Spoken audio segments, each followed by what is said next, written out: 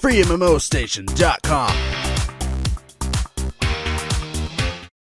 Welcome to FreeMMOStation, guys. I'm Skara, and today we're playing Skara, The Blade Remains. That's right, guys, we already did a first impression on this a long time ago. This is an early access game, and so for that, we need to check in on it through its whole period of access. You know, sometimes you have pre-alpha, alpha, second alpha, third alpha, fifth alpha, in the case of Sky Saga, betas, closed betas, open betas. You know, there's all sorts of different periods of game development, and really, it's kind of fun to go and check these games as they are developing, and sometimes play them. For Skara, in my personal opinion, and from our first impressions, the game was quite unplayable in its first state. Now, however, a lot has been done for its user experience and overall game completion. You know, it's a little bit closer to gold, absolutely. And now, is it worth getting into? Probably. The only downside is that its population is near null, like as in almost nobody's playing the game. And this is a market that is emerging, you know, character games like these team-based fighters that's coming out. There's a whole lot of them, especially in the East, but for instance, in the West, we have Panzer, we have Berserkers, and then we just recently had Archblade close down. So a couple of games haven't been doing too well, this game included, but it is an emerging genre that can do very well, especially as we see with character shooters. So these team-based, objective-based, or whatever, you know, tactical fighters and just character games in general, I freaking love them. So I want fighters and brawlers to be a big thing, and this is one of those that's coming out on the horizon that's looking better and better every day. So we're about to go through the tutorial. We're going to learn some of the mechanics of the game.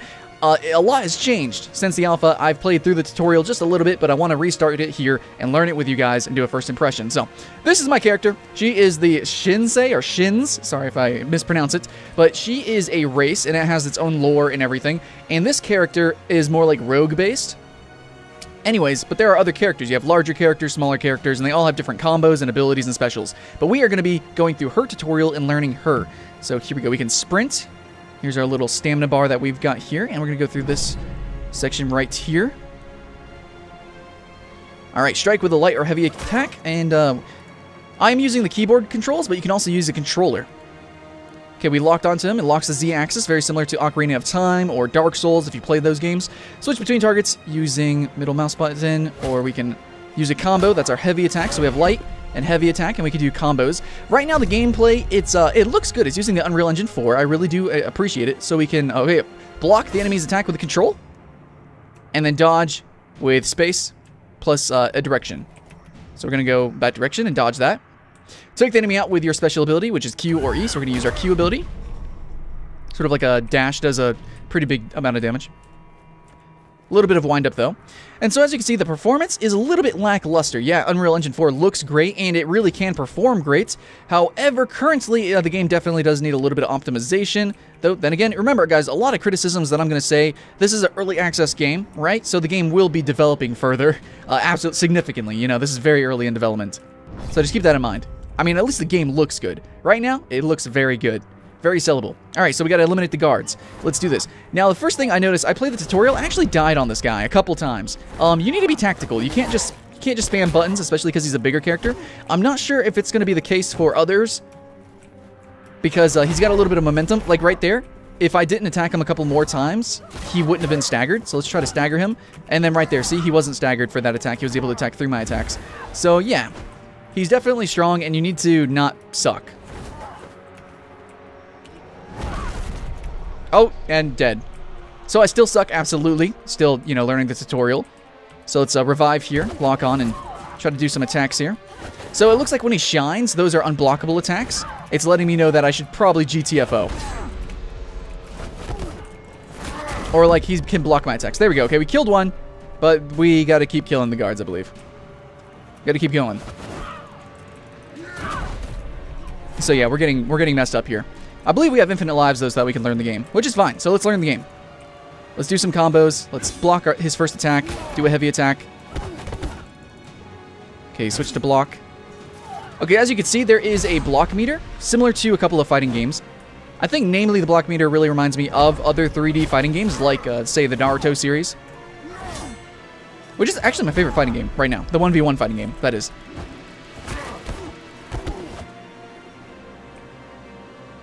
Let's try to dodge the next attack and then do a special. So that worked out. Can we do special again? No, there is a cooldown system. It looks like we got hit through that attack. So let's go here. And, oh, we got hit again. Yeah, it's a big AoE attack. So yeah, learning all these different moves, their ranges, their mobility, which ones are blockable, which ones all become unblockable, and which ones have momentum through them. Stuff like that. Which ones can stagger. Oh boy. Oh. Dodge it. Nope. We broke his momentum there. Tried to do a heavy attack. Yeah, this guy has a huge amount of block. So we are trying to just bombard this guy. There we go. Come on. We're almost there. We're almost there.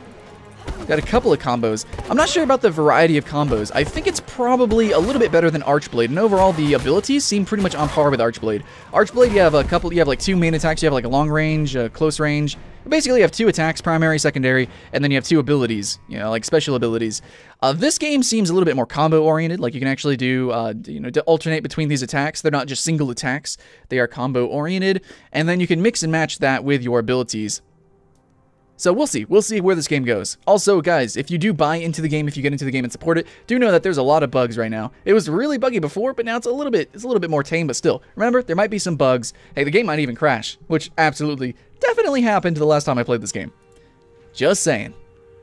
Alright, so we got some stats. Here's the game. Models look okay. They're pretty fine.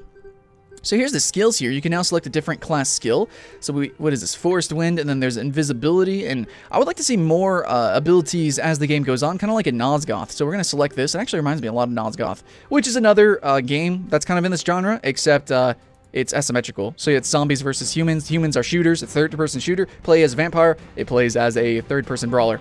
Now it's time to play a free-for-all game in the Lava Coliseum. We have my characters. I'm going to show you the different characters. So this is the Shinsei. We get different character slots as... Okay, so that's unlocked at level 2. But there are a couple of different characters, and you do have to unlock those as time goes on. So let's fight into the free-for-all. You have Duel, which I'm assuming is 1v1, free-for-all, team deathmatch. And they're experimenting with a couple of different game modes. So I'd like to see what they can do. I like more objective-based stuff. So here we are. I'm Skylent. We're just going to start the game. I believe it's going to start with AI, which is fine. The AI is freaking challenging in itself, and we're just learning the mechanics. Oh, here's a couple of characters on the screen right here in the loading screen. So that guy is more like Spartanish. And then we have another guy that's like gladiatorial, almost like a fantasy warrior type. Maybe like a berserker. I'm not sure. I want to see them. All right, so here we go. Free for all here. Camera moving in. I feel like the post-processing is a little bit intense. Okay, so let's go point at this guy. No, okay, he does wide arcing swings. Forget that. Do some big attacks here.